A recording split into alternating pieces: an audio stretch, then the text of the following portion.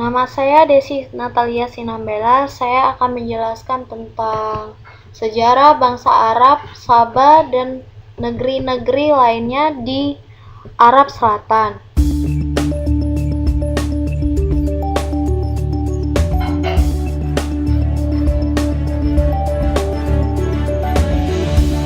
Orang-orang Arab Selatan sebagai pedagang.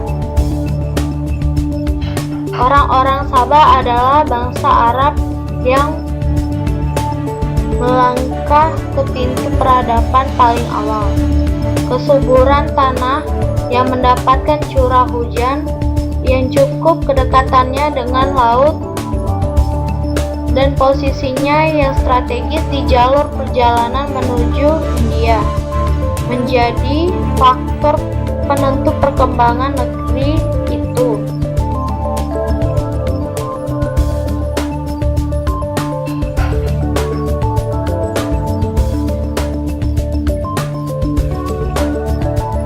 Tanahnya tumbuh pohon rempah-rempah, gaharu, dan tumbuhan beraroma untuk penyedap makanan. Di gereja dengan candana yang merupakan barang paling penting dalam perdagangan kuno.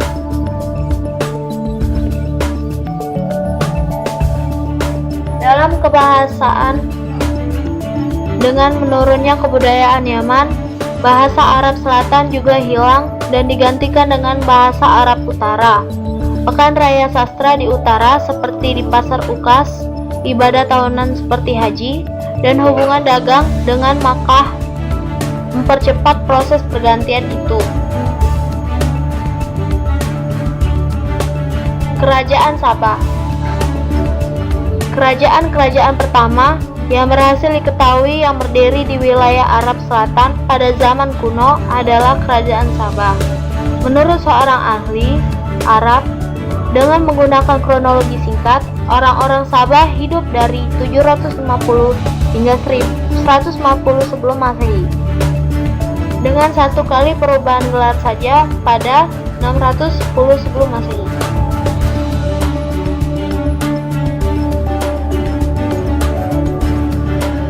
Kerajaan Minea, Kataban, dan Hadramaut. Kerajaan Minea berkembang di jauh Yaman, dan pada masa kejayaannya wilayah kerajaan meliputi sebagian besar kawasan Arab Selatan.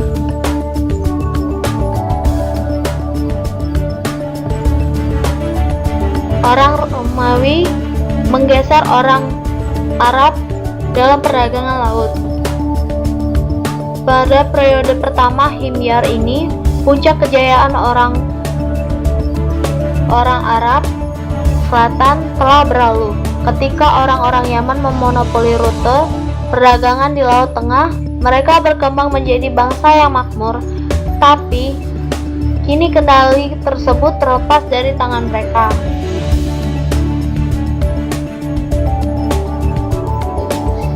Selain kerajaan Minea dan Sabah, dua kerajaan penting lainnya adalah Kabatan dan Hadramaut. Negeri Kabatan berada di sebelah timur dan kini berada di sekitar Hadramaut, berdiri sekitar 400 hingga 50 sebelum Masehi.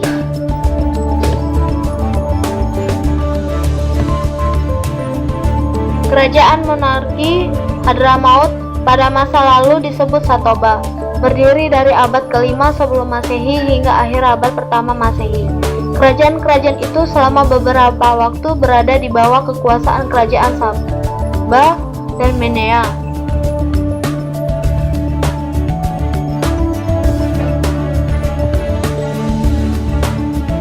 Mesir yang berada di bawah kekuasaan Ptolemeus kembali menjadi kekuatan dunia. Mereka melakukan upaya pertama untuk merebut supremasi laut dari tangan-tangan orang Arab Selatan. Ptolemeus 285 sampai dengan 246 sebelum Masehi membuka kembali terusan Nil Laut Merah yang telah digali oleh Sotris sekitar 7 abad sebelumnya.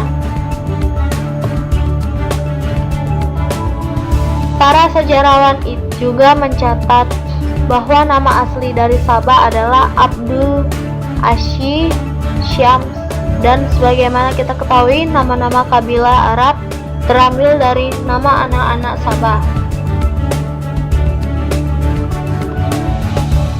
Ini adalah lokasi kerajaan Sabah dan ini adalah kemakmuran kaum Sabah.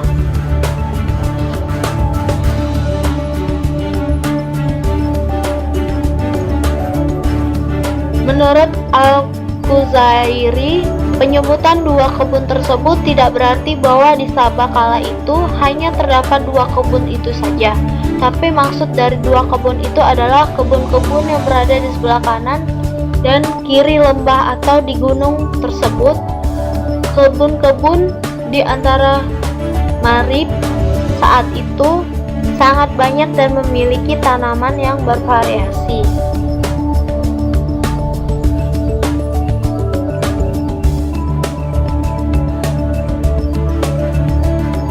Letak geografis. Dahulu secara garis besar wilayah Jazirah Arab dibagi menjadi dua bagian, bagian utara dan bagian selatan.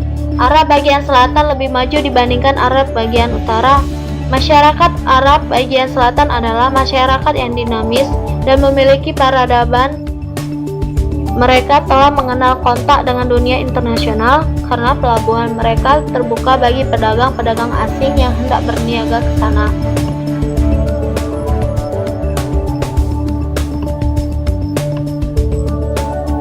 Sementara orang-orang Arab Utara adalah mereka yang terbiasa dengan kerasnya kehidupan padang pasir. Mereka kaku dan lugu karena kurangnya kontak dengan dunia luar. Tentu saja geografi kerajaan Sabah sangat mempengaruhi bagi kemajuan peradaban mereka.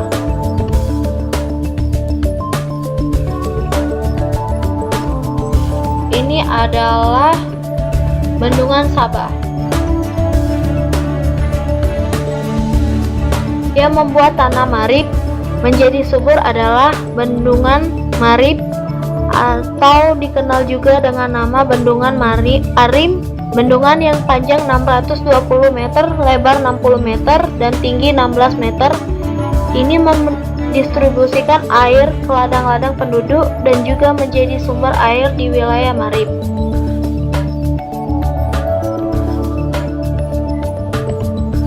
Dengan azab yang Allah Azza wa Jalla turunkan itu, hancurlah semua kebun yang mereka banggakan selama beratus-ratus tahun, dan Allah Azza wa Jalla gantikan dengan kebun-kebun yang tidak berarti.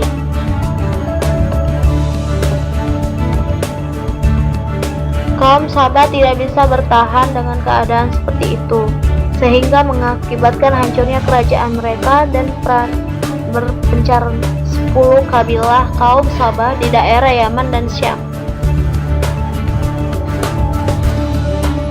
Itulah penjelasan dari saya ucapkan terima kasih.